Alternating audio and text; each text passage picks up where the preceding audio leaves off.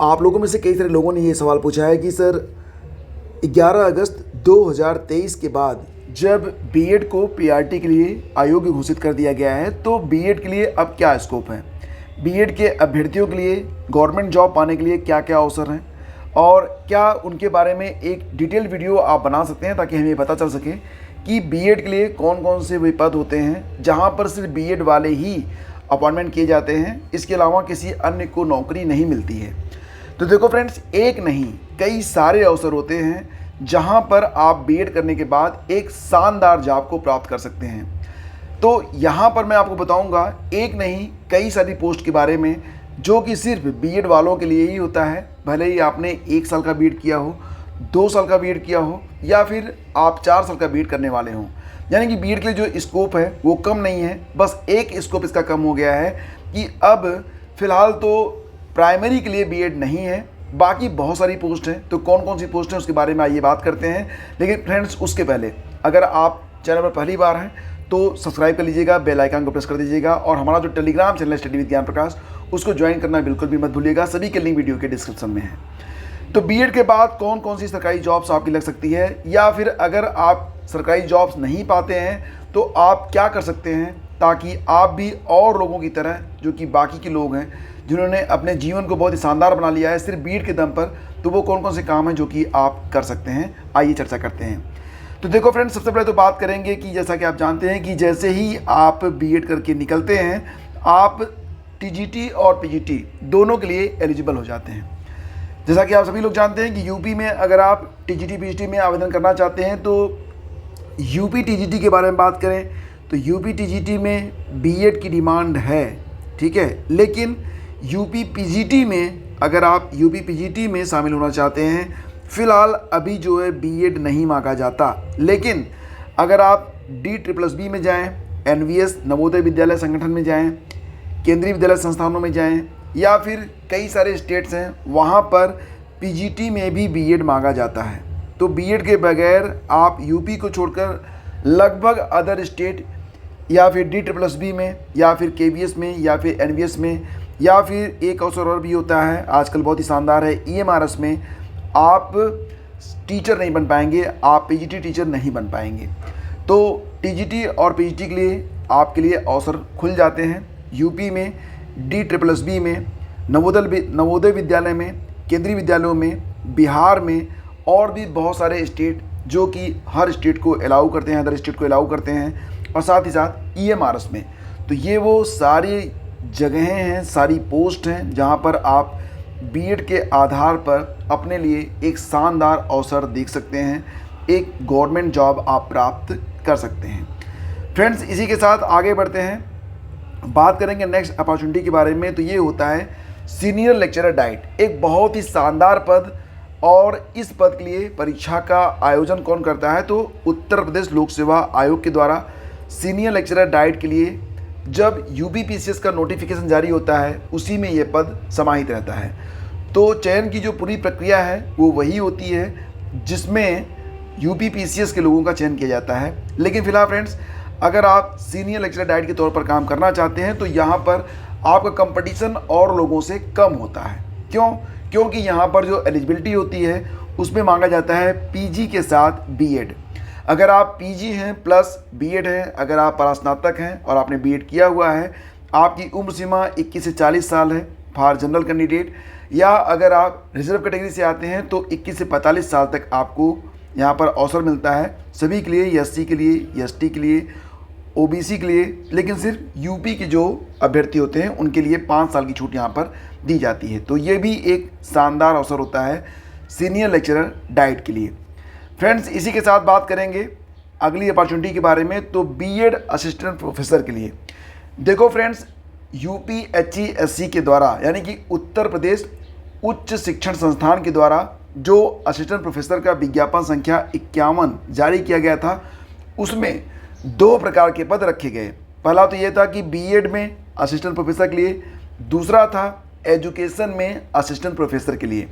तो बीएड में अगर आप असिस्टेंट प्रोफेसर बनना चाहते हैं तो बीएड के बाद आपको एमए करना होगा, वो भी एजुकेशन में, ठीक है। हालांकि कुछ लोग यहाँ पर बीएड के बाद एमएड करते हैं, लेकिन यूपीएचसीएससी का जो विज्ञापन जारी हुआ था उसमें एजुकेशन के असिस्टेंट प्रोफेसर के लिए सिर्फ एमए इन एजुकेशन को ही कंसीडर किया गया है। हालांकि मामला कोर्ट में था और बाद में ये मामला जो है सॉर्ट आउट हो चुका है। इस पर एक डिटेल वीडियो मैंने पहले ही बना रखा है।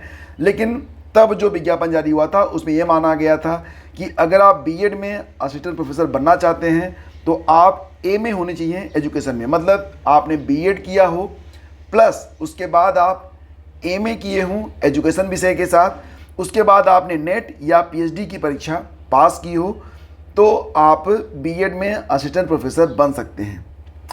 यहाँ पर फ्रेंड्स सबसे बड़ा फ़ायदा जो आपको मिलता है वो ये है कि यहाँ पर कोई भी अपर एज लिमिट नहीं होती है इन यूपी में बीएड के असिस्टेंट प्रोफेसर बनने के लिए आपके लिए कोई भी अपर एज लिमिट नहीं होती है लाइक एज यूपी टीजीटी और पीजीटी।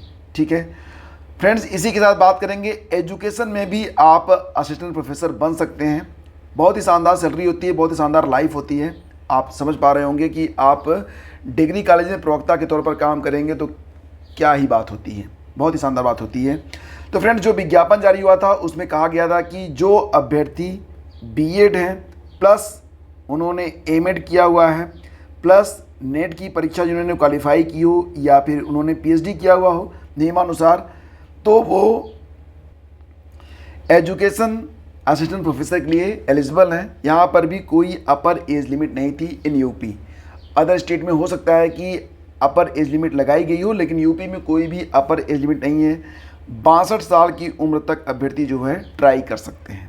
ठीक है, तो ये दो बहुत ही शानदार पोस्ट हैं जिसमें कोई भी अपर एज लिमिट नहीं है। साथ ही साथ अगर आप एमए एजुकेशन से कर लें या फिर एमएड कर लें तो दोनों ही पदों पर आप एलिजिबल माने जाएंगे, क्योंकि ये इस पर जो है एक मामला हाई कोर्ट में था और वहाँ से डिसीजन आया हुआ था। ठीक है, तो फ्रेंड्स इसी के साथ आगे बढ़ते हैं। जो आपकी नेक्स्ट अपॉर्चुनिटी होती है आफ्टर बीएड वो ये होती है कि आप खंड शिक्षा अधिकारी के लिए भी आवेदन कर सकते हैं। आप जानते हैं कि खंड शिक्षा अधिकारी की परीक्षा का आयोजन यूपीपीएससी उत्तर प्रदेश लोक सेवा आयोग के द्वारा करवाया जाता है। और फ्रेंड्स यहाँ पर यूपीपीएससी की बात मैं कर रहा हूँ यहाँ पर, तो यहाँ पर जो बेसिक एलिजिबिलिटी होती है वो होती है कि आप बीएड हो, उम्र आपकी 21 से 40 साल के बीच में हो। अगर आप यूपी के एससी एसटी या फिर ओबीसी कैंडिडेट हैं यानी कि रिजर्व कैटेगरी के अभ्यर्थी हैं तो उम्र सीमा में 5 साल की छूट मिलती है। 21 से 45 साल की उम्र तक आप यहाँ पर आवेदन कर सकते हैं। खंड शिक्षा अधिकारी की जो परीक्षा होती है फ्रेंड्स, इसमें एक प्री की परीक्षा होती है, एक मेंस की परीक्षा होती है। प्री में केवल एक पेपर जीएस का होता है, मेंस में एक पेपर जीएस का और जो दूसरा पेपर होता है वो हिंदी का होता है, प्लस इसमें ऐसे राइटिंग से संबंधित एक पेपर होता है। मतलब पेपर ये दोनों एक में ही रहेगा। फ्रेंड्स इसके बाद जो आपके लिए नेक्स्ट अपॉर्चुनिटी है वो है जीआईसी प्रिंसिपल की। ठीक है, तो ये जो जीआईसी प्रिंसिपल की वैकेंसी आती है ये भी उत्तर प्रदेश लोक सेवा आयोग के द्वारा ही आती है, लेकिन ये थोड़ा सा मुश्किल होता है। क्यों? क्योंकि इसमें जो एलिजिबिलिटी मांगी जाती है वो ये होती है कि आप पीजी हो प्लस बीएड हो और 3 साल का आपके पास एक्सपीरियंस हो। मतलब कम से कम आप सेकेंडरी या फिर सीनियर सेकेंडरी में आपने 3 साल तक अध्यापन किया हो, तब आप यहाँ पर आवेदन कर सकते हैं। खैर ये भी एक अपॉर्चुनिटी है, लेकिन ये भी सिर्फ बीएड वालों को ही मिलती है, ये भी आपको पता होना चाहिए। फ्रेंड्स जो नेक्स्ट अपॉर्चुनिटी है, मान लेते हैं कि गवर्नमेंट जॉब आपकी नहीं लग पाती है और कुछ कंडीशंस ऐसी बनती हैं कि आप गवर्नमेंट जॉब के लिए चुने नहीं जाते हैं, तब भी अगर आपने बीएड किया हुआ है तो बहुत सारी प्राइवेट संस्थाएं हैं, जैसे कि आप देखेंगे डीपीएस हो गया, डीएवी हो गया और सैनिक स्कूल्स हो गए, और भी न जाने कितनी संस्थाएं हैं जो कि बीएड के जो एस्पिरेंट होते हैं उनको अपने यहाँ अपॉइंट करते हैं। यहाँ पर सैलरी भी बहुत ही शानदार होती है। तो मिला जुला के यहाँ पर भी आप काम करके अपने लिए कई शानदार अवसर देख सकते हैं। इसके अलावा फ्रेंड्स अगर आप देखेंगे जैसे कि अगर आप लेडीज़ हैं तो यूपी में जो कस्तूरबा गांधी आवासीय बालिका विद्यालय होते हैं उसमें भी कॉन्ट्रैक्ट टीचर के तौर पर, DSSB में भी अगर आप देखेंगे DSSB में भी कॉन्ट्रैक्ट टीचर के तौर पर, ठीक है, तो कस्तूरबा गांधी आवासीय बालिका विद्यालय DSSB और भी कई जगहों पर जहाँ पर टीचर की आवश्यकता होती है वहाँ पर कॉन्ट्रैक्ट टीचर के तौर पर आप काम कर सकते हैं। इसके बाद फ्रेंड्स अगर यहाँ पर भी आप संतुष्ट नहीं हैं और थोड़े से आप लेबोरियस हैं तो आप अपना खुद का एक स्कूल डाल सकते हैं और उसके मैनेजर प्लस प्रिंसिपल के तौर पर आप काम कर सकते हैं। यकीन मानिए कि ये एक बहुत ही शानदार अपॉर्चुनिटी होती है, बहुत ही सेटिस्फैक्शन मिलता है। बिकॉज ऑफ आप छोटे बच्चों के साथ रहते हैं, आपकी वजह से न जाने कितनों का घर परिवार चलता है और समाज में आपका रुतबा इज्जत तो बढ़ती है, अच्छे खासे पैसे भी आप अर्न कर लेते हैं।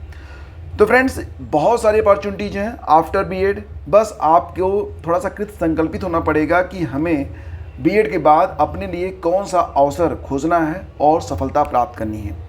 आप सभी को मैं अपनी शुभकामनाएं देता हूं और आपको बताना चाहूँगा कि बीएड के लिए उत्तर प्रदेश में 2 साल का जो बीएड है वो शायद इस साल अंतिम हो और नेक्स्ट ईयर जो बीएड है वो 4 साल का हो सकता है। तो यहाँ पर अगर आप काम करना चाहते हैं तो 2 साल का बीएड के लिए अभी जो है आवेदन चल रहे हैं 30 अप्रैल तक विदाउट लेट पेमेंट और 7 मई तक विद लेट पेमेंट। और इसकी जो परीक्षा होगी वो 9 जून को होगी। डिटेल्स और सिलेबस वगैरह के लिए आप डिस्क्रिप्शन चेक कर लीजिएगा, मैंने वहाँ पर एक वीडियो बनाया था, उसका लिंक मैं आपको दे दूँगा। तो फ्रेंड्स, अगर ये जानकारी आपको यूज़फुल लगी है तो प्लीज़ इसे लाइक करके और में भी शेयर कीजिएगा, क्योंकि बीएड के लिए लोगों में जो निराशा है और बीएड के अभ्यर्थी जो कि काफ़ी परेशान हैं क्योंकि वो प्राइमरी में एलिजिबल नहीं है, तो यकीन मानिए कि इतने सारे पद हैं जहाँ पर सिर्फ आप ही काम करेंगे और ये अवसर बिना बीएड वालों को नहीं मिलने वाला है। ठीक है, तो मिलते हैं आपसे अगले वीडियो में। Thank you so much for watching the video. काफ़ी शोध रिसर्च किया मैंने, तो वीडियो को लाइक करके जाइएगा। धन्यवाद।